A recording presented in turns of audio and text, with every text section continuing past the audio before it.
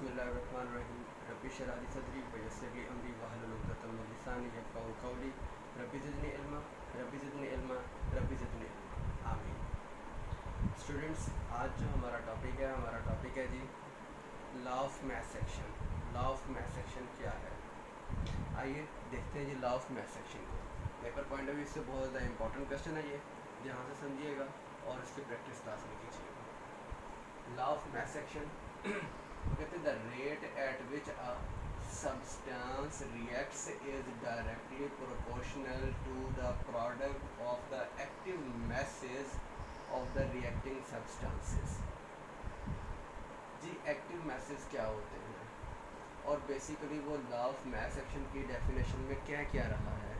Students, suppose करें कि ये हमारे पास केमिकल रिएक्शन मौजूद है। इस केमिकल रिएक्शन में ए रिएक्टेंट और बी रिएक्टेंट, जब ये रिएक्टेंट्स आपस में मिलते हैं तो जितनी मिकदार में ये आपस में मिलेंगे उतनी ही मिकदार में प्रोडक्ट भी बनाएंगे। मिसाल के तौर पर ए रिएक्टेंट अगर हमारे पास 10 ग्राम है और बी रिएक्टेंट हमारे पास 20 ग्राम है, तो 10 ग्राम प्लस 20 ग्राम प्रोडक्ट कितनी बननी चाहिए, 30 ग्राम। तो लाजमी सी बात है कि जितना रिएक्टेंट आपस में मिलेंगे उतनी ही प्रोडक्ट भी बनेगी।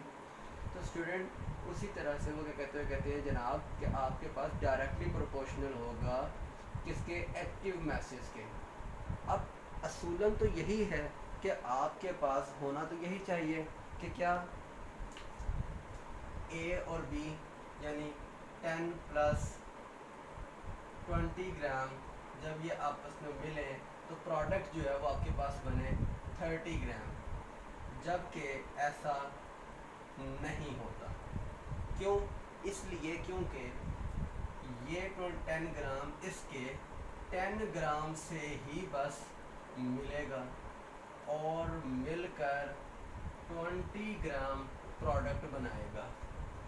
बाकी का जो 10 ग्राम है वो इसलिए नहीं मिलता क्योंकि ए के पास ग्राम्स ख़त्म हो चुके हैं, ए की कंसंट्रेशन मुकम्मल तौर पे यूटिलाइज हो चुकी है, इसलिए वो आपस में नहीं मिलेंगे।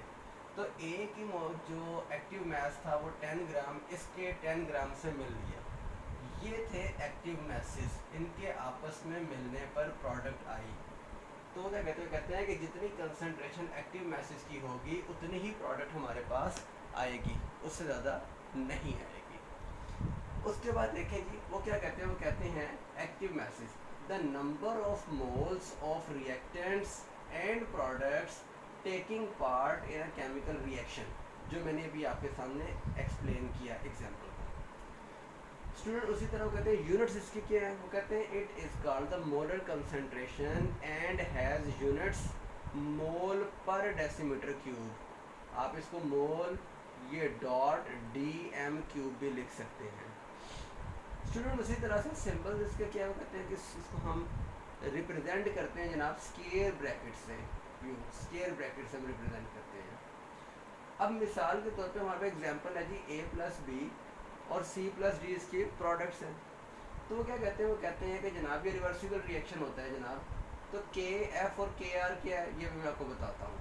वो कहते हैं जनाब कि लेट कर लें कि मोलर कंसंट्रेशंस आर A की A है, B की B है, C की C है और D की D है रिस्पेक्टिवली।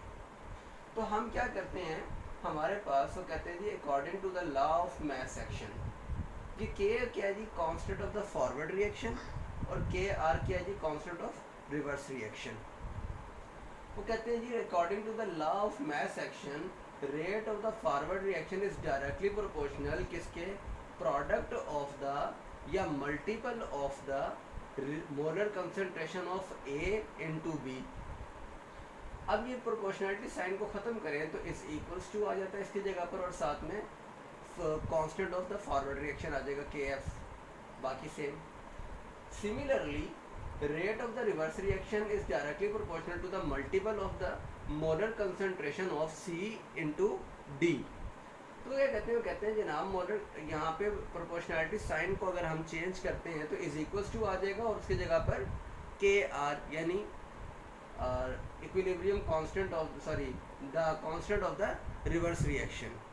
तो वो क्या कहते हैं, वो कहते हैं कि जनाब एट इक्विलिब्रियम स्टेट। अब इक्विलिब्रियम स्टेट कैसे आती है, तो the rate of the forward reaction is equals to the rate of the reverse reaction, जो कि हमने इससे पिछले लेक्चर्स में पढ़ा है।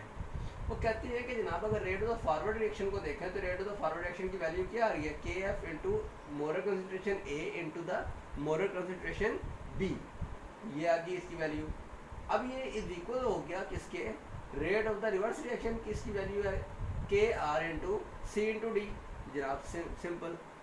अब वो क्या कहते हैं, वो कहते हैं कि अगर हम इसको क्रॉस मल्टीप्लाई करें तो क्रॉस मल्टीप्लाई करने पर के आर यहाँ पर क्या हो रहा है, मल्टीप्लाई हो रहा है, उधर जाए क्या हो जाएगा, डिवाइड।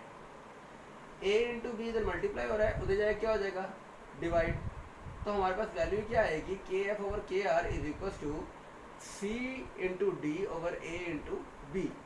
वो कहते हैं कि आपके पास whereas K C is equal to K F over K R, ये आपने याद रखनी है वैल्यू।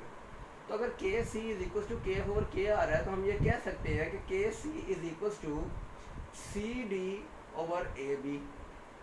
तो आप ये देखें जनाब, ये आपके पास फाइनल वैल्यू आ गई के सी की। अब के सी क्या है, के सी इज़ द इक्विलिब्रियम कांस्टेंट, ये हम आगे पढ़ेंगे इक्विलिब्रियम कांस्टेंट, तब आपको बताएंगे कि what is the equilibrium constant इंशाल्लाह। If you have any question about today's lecture, so please tell your question. I'll explain you with complete description inshallah. Thank you very much.